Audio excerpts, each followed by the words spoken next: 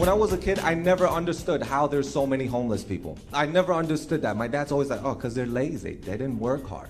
And I just believe that. But then as you grow, you start to pay bills every month.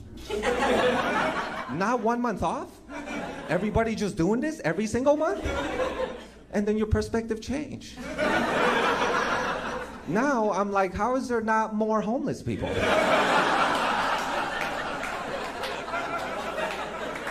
Like, how are most of us not homeless? Because I Googled this, too. 70% of Americans, probably not in Manhattan Beach, but 70% of Americans have under $1,000 in their savings account. I was like, I did not know there's that many people have that much money. There's Jason Cheny. Manhattan Beach name drop. That must have been the Comedy and Magic Club, yeah? If you're talking to people in Manhattan Beach. I plead the fifth. Yeah. I'm not going to say anything. Jason is doing one night tonight. He's swinging in on a chandelier for the one-nighter at Hilarities, huh? 7 p.m., everybody. 7 o'clock Hilarities. show. It's already sold out. No, it's not. I say that to make myself look better, but it's not sold out, and I need everybody to come. I love white people. Yeah. Hey, we're all white. What? How do you like that? You've come to the right place. It. I'm so excited to see Cleveland, the whites. Ohio. Yeah, it makes me very comfortable. To see white people. To see white people. Yeah. Because I'm white as well. You're Asian. What? You're Asian. Don't ever box me in to a category like that. We're not into labels around here. Don't do labels on me, Steve. Yeah, don't right. box me in like that. Yeah. Now, where are you from? I'm from Taiwan originally. America loves Taiwan. Yep. Right? We're not China. China also likes. Well, America also likes China, but we're two different countries. Well, I was going to say, I really, at the risk of being ignorant about this whole thing, there's a lot of things I really do keep my ear to the ground. Yeah. The Taiwan-China thing, I have not kept my ear to the ground. You just did not care about us. Well, so it's Steve, kind of like... don't make us feel small like that. What, Steve? So, Who called him Steve? Nobody you call me Steve. Who called? I'm about to start calling him Steve. Yeah, I didn't call me whatever you want. Somebody called him Steve. That's so. I don't think I did. Do you see the name behind him? That's what I'm saying. I was like, it's Alan. Why are people? Maybe that was your nickname. Everybody can call me Steve. I don't care. Is this why you said the thing about Taiwan? I've never been called Steve before. No, but seriously, if you're from Taiwan, are you angry at Chinese people or you're angry at the Chinese government? What is the thing? China wants to be the overlords of Taiwan. That's essentially what it is, right? Yes. In the simplest, dumbest white person terms there could be, that's what it is. Yeah. You still have family there? Well, I still have family there. So China wants to take over Taiwan. Yes. And we don't like the idea of that. Some people do, because people like everything, whatever, people like stuff. Yeah. People like escargot. And there's I bet there's really good escargot in Taiwan. There's very good escargot. Yeah, I love escargot. Might have to take a trip. This is getting a little racial. I don't like that. Next thing Alan's gonna be like, well, is there bats in Taiwan too? It's Steve, all right? I mean, we're talking about Let's get it right. Yeah, we've already laid the groundwork for Steve, so we'll stick with that. I knew it was Alan, but somebody said Steve. I think it was Bridget or Bridget. I don't think so. Okay. You know what? I talk fast. Maybe things got confused. It's totally fine. Yeah. Don't think I've ever called you Steve, but it might be your new name. But now he's Alan Steve Cox. Yes. Like Missy, Miscommunication, and Elliot. Yeah. Yes. It's not a. So how do you? So you. It's the butthole of radio shows. Yeah. That's the important thing. So you grow. Do you come up as a comedian in Asia, or do you grow up here? Walk me through So I was born life. and raised in Taiwan. Yep. So I was born with the Asian face and everything. But, identities change now. So I identify as white up top and black on the bottom. Yeah, there it is. See, good for him. Thank you very much, I see what you're saying Alan. there. And I see. The seriousness of his face, I'm like listening, I'm like, yeah. You got a deadpan through that one. So Future Black X. Oh. So you grow up there till what age? 14. 14, and then your family comes over here, or so what they happens? sent me over here, which I'm really grateful for, into a military-style boarding school. Okay. And I loved it because sometimes people will go, oh, that sucks that you have to go to a military-style boarding school. But there's two things I really appreciate. One is that they don't really beat you there. That's right. one. So I do appreciate at home that a lot of beatings. Yep. I know. I grew up Catholic. I get it. Yeah, a lot of beatings at home. Yeah. Right. Yeah. And second thing is that I really appreciated my first roommate that I was black, and I was so grateful. we have so much in common, like my bottom half. Yeah, you guys bottom won. half. Yeah. And also, I was so grateful because in Taiwan, I used to watch Rush Hour all the time. So I was like, my American dream is kind of coming true. Right. Yeah, You got a I black really friend did now, appreciate yeah. it. Yeah. So. So I love the diversity and also being alone and being like by myself, interacting with the world now outside of my parents' place. So I did appreciate that. But also being a comedian, I've always thought that there's a great deal of discipline that probably should go with something like that. So maybe there was something in that whole thing where at what point did you go, people find me funny, I'm going to do this? No. You know, I still don't know if I'm funny. But I think maybe it's just I wanted to act up a lot when I was a kid because when people come out with so in Asia, whenever most Asian countries when you're in school, they post your grades in front of the class every week, and I'm always last. And I always, so one thing that made me happy in school. And that's supposed to, the thought being like, this will inspire you to do better and better because you don't want to be at the bottom. But exactly. Yeah.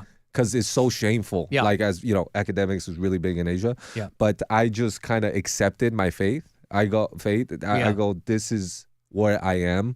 And I'm supposed to just be acting up in class and like maybe saying a weird thing to the teacher to make myself happy. So yeah, that's get what a laugh. It feels good. Yeah, it feels good. So that's great. what That's got fine. your parents to say you're going to military boarding school. You were a class clown. Is that what it was? Yeah, that and also like I like stole stuff. Now we're getting the good Okay, stuff. yeah, Yeah, all right. stole stuff. I yeah. was stealing stuff. A car, a Yeah. motorcycle, Right. some hearts.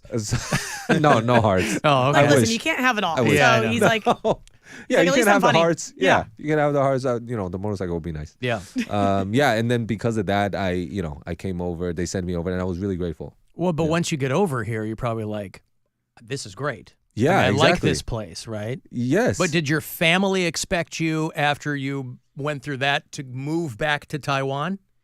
Or were they like, you're in America now, have fun, whatever? So I didn't even live with my parents until 5th grade. Okay. Because they're working hard to send me to America, which I appreciate. In other words, they didn't love me that much. But I don't think they have any expectations as long as they're like, oh, just don't do too much drugs. Which Did Do they? some, but not too do much. some, don't go crazy. Yeah. Like have some Yeah. discipline. Smoke weed, not crack. like Like, dabble yeah. in everything. Yeah. but Yeah. Just Did don't you become ha- addicted. What's your favorite Exactly. drug? I like Molly is very good. Dude. Yep. Yeah. You know what I mean? Yeah, Molly. Music becomes better. Yup. You know? And weed, I did Molly suppose- on St. Patrick's Day, and Yeah. I thought I was gonna like. I'd never done it before, and I did that, and I was like, "Oh, we'll get drunk." And then like once I took Molly, I was like, "Oh, I don't even need a drink. I'm having a great time," and I just danced the whole day. You Irish danced? No, just Molly danced. Oh, okay. Yeah, it's different. I was gonna it's say. not good, but it was fun. Bill, come on, hang out with me on Yeah. St. Patrick's Day. Do some Molly. You can come up on stage with me. Yeah, It'll be I great. would. Yeah. Did you have to come out to your parents as a comedian at some point? Did they expect that you were going to do something else? That's a great question. I don't think I Do they came know? out. They do know. They do know now. They think he's a lawyer over Yeah. here. Yeah. It was a thing because my dad is always like, you could. I told him that I wanted to do stand up, and he's like, well, you could instead work at the bank and tell jokes to the customers. Right. And then he gave me an example. He's like, yeah, if the customer walk inside the bank, you could be like, hello, you don't have money in the bank today. I'm like, I don't think that would be, that's not something.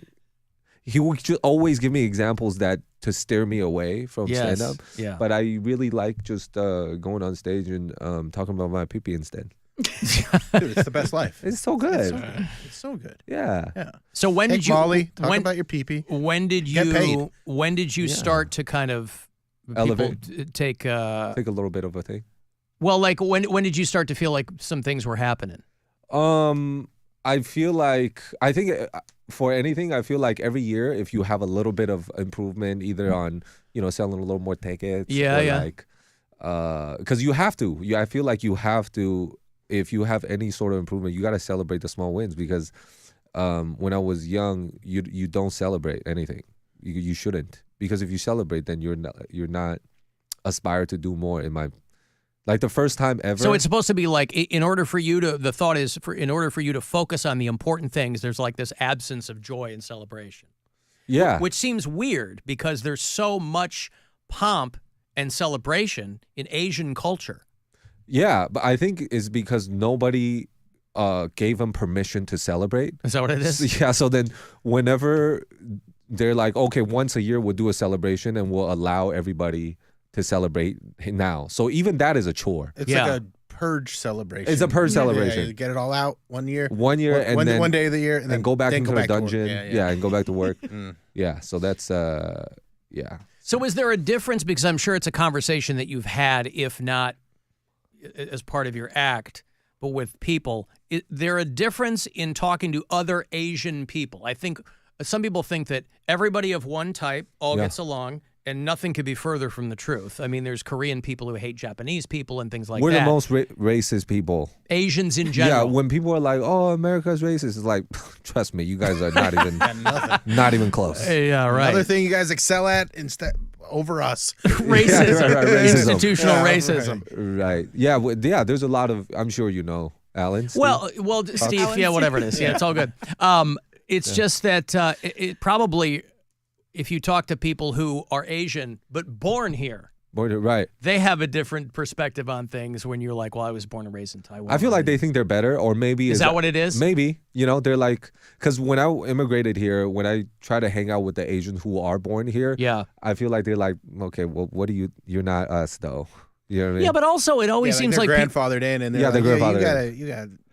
Yeah. You got to pay your dues. pay your Asian dues. Pay your Asian dues before But you it seems cut like them. people are always, I understand what you're saying, but it always seems like people are so trying to drill down on authenticity that I would think that somebody who was from there Right. would be able to lord that over Asian Americans. Right, As, it should be as like the that. other way around. you Right. know? That's weird. such a. I never heard anybody say that, and I think that's such a good point. But I think that in Asia, people are so beaten down.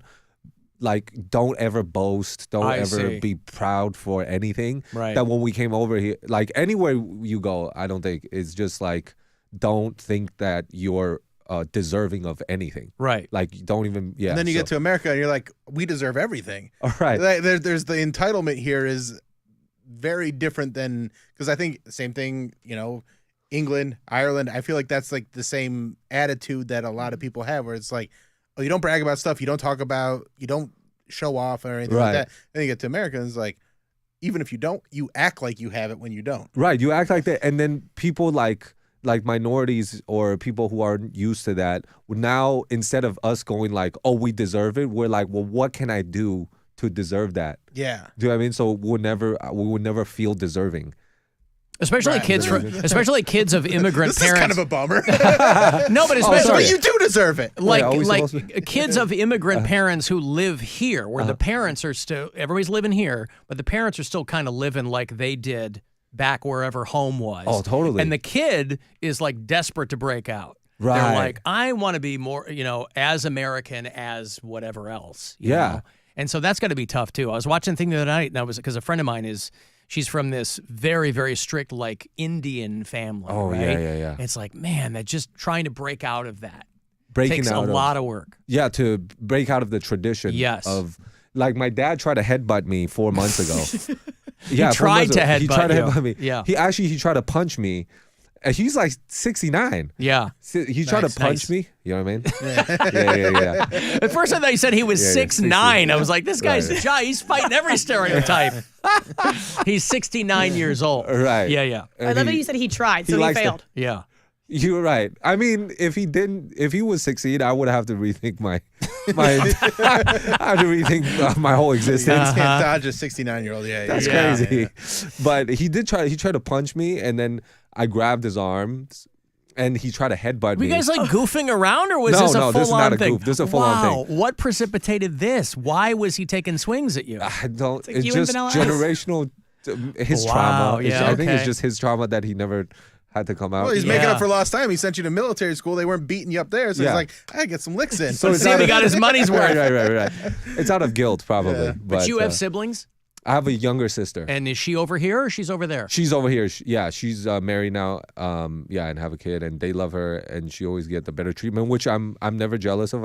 I've always was like, oh yeah, of course that she was treated better. Like when I was a kid, my sister will bring the bamboo that my dad would beat me with to him. That's why she's the favorite. Yeah. She was a co-conspirator in the whole thing.